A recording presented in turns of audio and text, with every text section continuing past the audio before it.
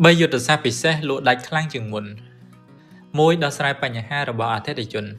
ប្រសិនបើអ្នកមិនជួយដោះស្រាយបញ្ហាដែលអតិថិជនជួបប្រទះទេនោះការលក់របស់អ្នកមិនអាចបន្តកើនឡើងរហូតបានទេប្រសិនបើផលិតផលឬសេវាកម្មរបស់អ្នកជួយដោះស្រាយបញ្ហាអតិថិជននោះអ្នកនឹងប្រកាសជាទទួលបានសក្តានុពលខ្ពស់នៅក្នុងការបង្កើនការលក់កាន់តែខ្លាំងអ្នកគួរតែស្វែងរកបញ្ហាដែលអតិថិជនអ្នកមានរួចព្យាយាមផ្ដល់ផលិតផលឬសេវាកម្មដែលអាចជាដំណោះស្រាយល្អបំផុតចំពោះពួកគេប៉ុន្តែតើអ្នកដឹងថាអតិថិជនរបស់អ្នកមានបញ្ហាដោយវិធីណាចម្លើយគឺសួរពួកគេដើម្បីស្វែងរកចំណុចខ្វះខាតនៃផលិតផលឬសេវាកម្មដែលអ្នកផ្ដល់ជូនរួចកែសម្រួលផលិតផលរហូតទទួលបានការពេញចិត្តខ្ពស់ពីអតិថិជនរបស់អ្នក2បង្កើនចំណាប់អារម្មណ៍ពេលខ្លះទទួលបានការរិះគន់ច្រើនពីអតិថិជនក៏មិនមែនសុទ្ធតែជារឿងអាក្រក់ដែរសម្រាប់អាជីវកម្មរបស់អ្នកព្រោះវាជួយទាក់ទាញដល់អ្នកដទៃឲ្យស្គាល់អាជីវកម្មនិងផលិតផលឬសេវាកម្មរបស់អ្នកសំខាន់ថាតើអ្នកចេះបកស្រាយចេះផ្ដល់ទំនុកចិត្តយ៉ាងណាចំពោះអតិថិជនដែលបានរិះគន់នោះអ្នកមិនគួរភ័យខ្លាចចំណាប់អារម្មណ៍ពីមនុស្សទេជាពិសេសចំណាប់អារម្មណ៍ដែលទទួលបានលើប្រព័ន្ធសង្គមអ្នកត្រូវចាំថាលុយដើរតាមចំណាប់អារម្មណ៍របស់មនុស្ស3ជំរុញឲ្យអតិថិជនប្រញាប់ទិញអ្នកប្រហែលជាឧស្សាហ៍ឃើញថាអាជីវកម្មភាគច្រើនមានការលក់បញ្ចុះតម្លៃនៅក្នុងរយៈពេលខ្លីឬក៏មានការលក់ផលិតផលប៉ុន្មានប្រភេទក្នុងរយៈពេលខ្លីយុទ្ធសាស្ត្រទាំងនេះជំរុញឲ្យអតិថិជនមាន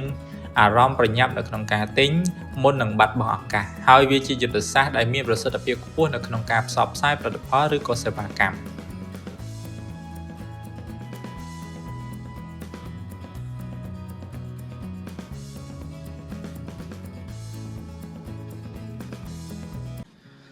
3យុទ្ធសាស្ត្រពិសេសលក់ដាច់ខ្លាំងជាងមុន1ដោះស្រាយបញ្ហារបស់អតិថិជនប្រសិនបើអ្នកមិនជួយដោះស្រាយបញ្ហាដែលអតិថិជនជួបប្រទះទេនោះការលក់របស់អ្នកមិនអាចបន្តកើនឡើងរហូតបានទេប្រសិនបើផលិតផលឬសេវាកម្មរបស់អ្នកជួយដោះស្រាយបញ្ហាអតិថិជននោះអ្នកនឹងប្រកាសជាទទួលបានសក្តានុពលខ្ពស់នៅក្នុងការបង្កើនការលក់កាន់តែខ្លាំងអ្នកគួរតែស្វែងរកបញ្ហាដែលអតិថិជនអ្នកមានរួចព្យាយាមផ្ដល់ផលិតផលឬសេវាកម្មដែលអាចជាដំណោះស្រាយល្អបំផុតចំពោះពួកគេប៉ុន្តែតើអ្នកដឹងថាអតិថិជនរបស់អ្នកមានបញ្ហាដោយវិធីណាចម្លើយគឺសួរពួកគេដើម្បីស្វែងរកចំណុចខ្វះខាតនៃផលិតផលឬសេវាកម្មដែលអ្នកផ្ដល់ជូនរួចកែសម្រួលផលិតផលរហូតទទួលបានការពេញចិត្តខ្ពស់ពីអតិថិជនរបស់អ្នក2បង្កើនចំណាប់អារម្មណ៍ពេលខ្លះទទួលបានការរិះគន់ច្រើនពីអតិថិជនក៏មិនមែនសុទ្ធតែជារឿងអាក្រក់ដែរសម្រាប់អាជីវកម្មរបស់អ្នកព្រោះវាជួយទាក់ទាញដល់អ្នកដទៃឲ្យស្គាល់អាជីវកម្មនិងផលិតផលឬសេវាកម្មរបស់អ្នកសំខាន់ថាតើអ្នកចេះបកស្រាយចេះផ្ដល់ទំនុកចិត្តយ៉ាងណាចំពោះអតិថិជនដែលបានរិះគន់នោះ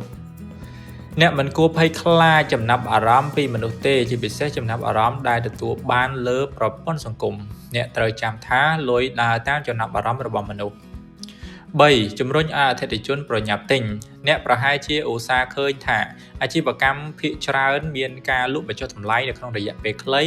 ឬក៏មានការលក់ផលិតផលប៉ុន្មានប្រភេទក្នុងរយៈពេលខ្លីយុទ្ធសាស្ត្រទាំងនេះជំរុញឲ្យអតិថិជនមានអារម្មណ៍ប្រញាប់នៅក្នុងការទិញ